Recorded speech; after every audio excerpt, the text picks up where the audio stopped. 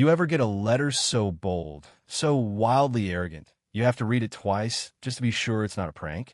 That was me, Tuesday morning, coffee in hand, staring at this fancy piece of paper stamped with all the drama Karen, yeah. That Karen, president of our HOA muster. It was one of those official letters with fonts so big you'd think the White House was moving in next door. Only it was worse than politics. The HOA had apparently voted unanimously to throw their annual board pool party weight for it at my place. My pool, my towels, my drinks, my bathrooms, everything but my dignity, and then came a cherry on top. Event is for board members only. Non-board members will not be permitted access to the pool area during the party. That's right. I was getting banned from my own backyard. You know what I mean? Yeah, that actually happened. Now, I'm not saying I was surprised this is Karen we're talking about, but reading the words homeowner cooperation is not optional, and writing felt like a new low, even for her. I walked around my living room, that letter crumpling in my fist, half expecting someone to jump out and yell gotcha. But no, Karen was dead serious. And you know the wildest part?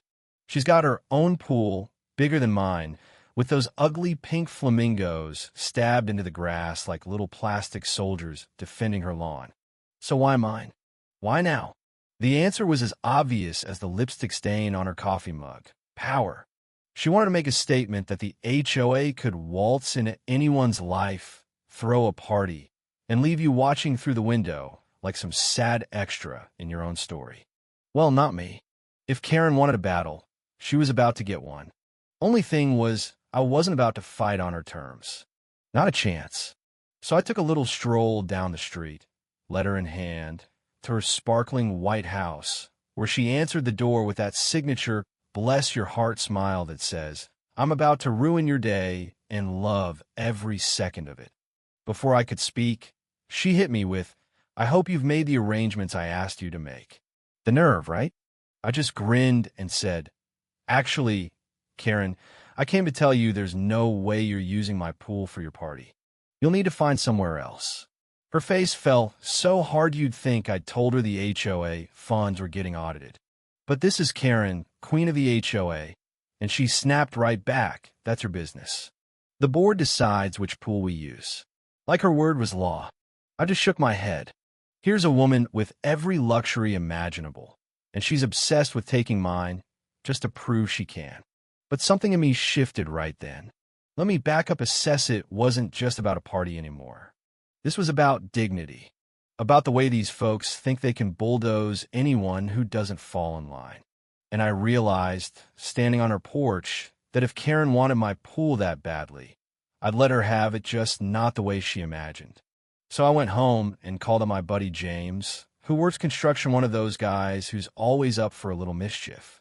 I laid out my plan. James, you still got access to those big water tanks? I need one, filled with the nastiest, muddiest water you can find. And I need it piped straight into my pool. The man cackled so hard I thought he'd choke. You're wild, but sure, let's do it. We spent the next 2 days rigging up a backflow system to the pool's pump, something only an engineer or a couple of stubborn homeowners would bother with. If anyone checked, it looked normal, but with the flip of a switch, my crystal blue pool would turn into something that belonged on a Louisiana bayou. Then came party day. You ever watch a pack of HOA board members on a power trip? It's a sight, let me tell you. Karen and her VIPs paraded into my yard like royalty. Designer sunglasses, color-coordinated towels, bottles of wine, swinging like trophies. Not a single hello, not a nod in my direction. They just marched straight to the pool, claiming their territory. Karen floated out on a gaudy, inflatable flamingo, barking orders while her board laughed about the latest fines they'd slapped on folks for things like improper mailbox color. I stayed out of sight, watching through the blinds, waiting for my moment. It started slow. I flicked the switch, and little by little, clean water drained while mud water pumped in from the tank we'd hidden behind the garage. At first, nobody noticed. The board was too busy gossiping and topping off their glasses. But then one of them dips his toes in and says, "Is the water supposed to be this brown?" Karen waves him off, too busy basking in her moment. But then it gets worse. The deep end starts looking like a chocolate milkshake, thick and swirling. The stench earthy and foul starts drifting across the lawn. And that's when the screaming starts. One woman tries to climb out, slips, and falls right back in. Another guy's suit is ruined. Karen's flamingo tilts and dumps her face first into the mess. Neighbors start lining up along the fence, phones out, recording every second. Someone yells, "Hey Karen, is mud a new pool requirement?" The board is scrambling, slipping, cussing, coated in brown sludge, and the whole neighborhood is loving every second. That's when Karen, covered head to toe, shrieks, "I'm calling the police. This is sabotage." And of course she does. A couple minutes later, two officers show up, trying not to laugh as they see Karen and her crew looking like a failed swamp rescue. She's ranting about criminal mischief, demanding I be arrested. But my neighbors, God bless, start telling the real story. The letters, the exclusion, the trespassing. Phones get shoved into the officers' hands, video, proof everywhere. The cops turn to Karen, all business, and say, "Ma'am, this looks like trespassing and unauthorized use of private property." Her face, I swear, you could see the HOA crown slip right off her head. The crowd roars, someone shouts, "Put that on Facebook," and suddenly the queen of the HOA is just another punchline at the barbecue. Now, do I feel bad? Not for a second. Sometimes the only way to deal with people who live for control is to show them what happens when they try to take what isn't theirs. That day, Karen and her crew got a taste of real community, justice one muddy cannonball at a time.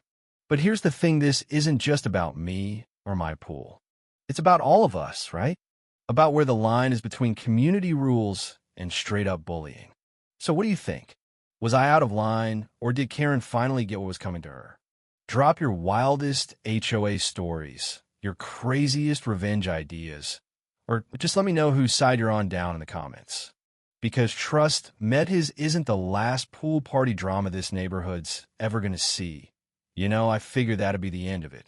Neighborhood gets a good laugh. Karen takes her lumps. The HOA board slinks back to their plastic flamingo kingdom, and I get a few peaceful weeks without anyone measuring my grass. But of course, when you humiliate someone like Karen in front of half the zip code and the video goes viral on Facebook, racking up a couple thousand views in an afternoon, you better believe she's not going to let it go. That's just not in her DNA.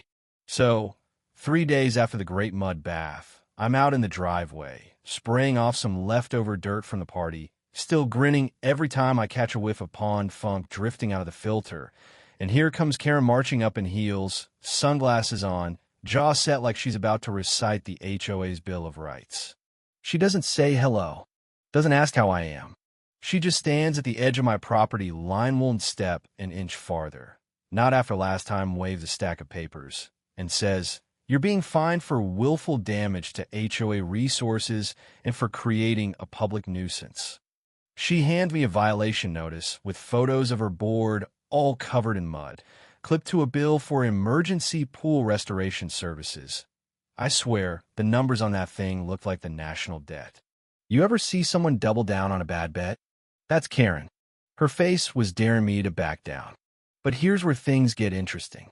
I glance over the paperwork and notice two things. First, the pool party was never officially authorized in the HOA meeting minutes. Second, tucked into the bylaws she loves to quote, there's a little clause about exclusive use of private property.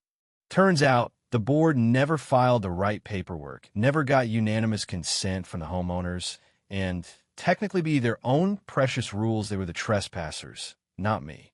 And I'll admit, the idea of beating Karen with her own rulebook was almost as satisfying as watching her tumble off that flamingo. So I play it cool. "Karen," I say, "I'll be sure to forward this to my attorney.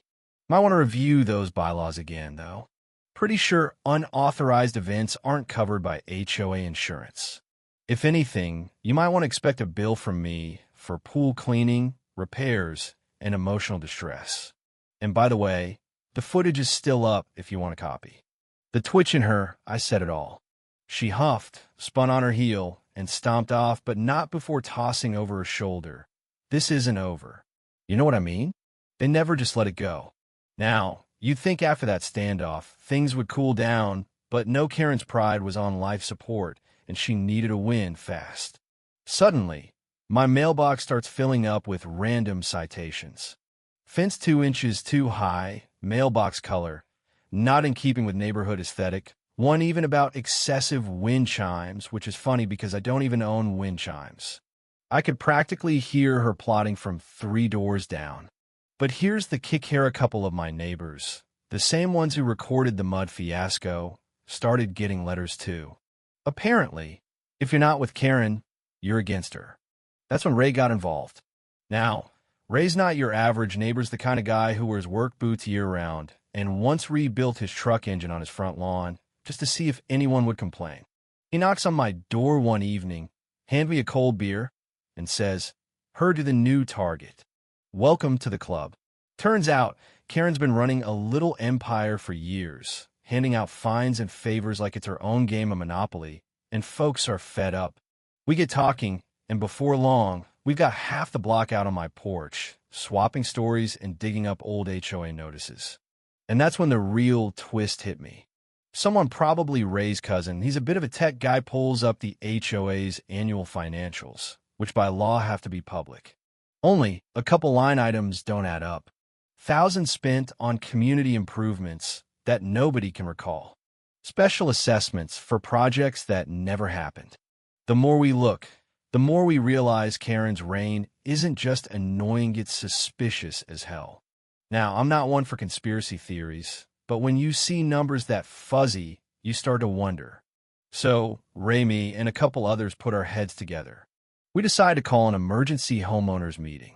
Not some official HOA board gathering, just neighbors, face to face, out in the open. We post flyers, text everyone we know, and by Saturday, my driveway looks like a tailgate party.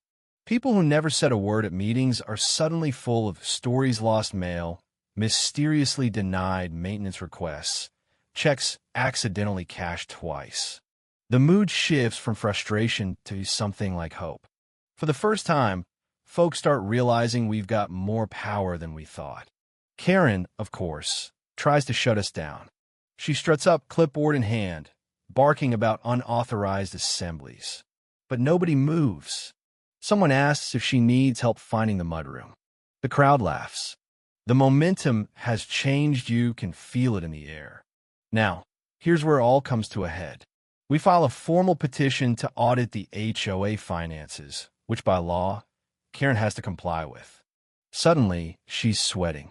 The boards and crowd starts distancing themselves. A couple of her biggest supporters quietly step down. And that video, still making the rounds. People as far away as the next town over are sending messages, "Saw your mud pool" on Facebook. Legend. In the end, it wasn't just about Karen or the pool or even the HOA. It was about a neighborhood finally remembering it belonged to the people who actually lived there, not just the loudest person with the fanciest clipboard. And as for Karen, last I heard, she's keeping a pretty low profile, flamingos still standing guard, but the party's over for now at least. So what do you think? Did we go too far? Or is this the kind of pushback every power-hungry board needs once in a while? Drop your wildest HOA nightmares or comeback stories in the comments. Let's hear if anyone's topped the great mud pool fiasco yet. And remember, sometimes all it takes is a little teamwork and maybe a tank of mud water tow. Take your neighborhood back.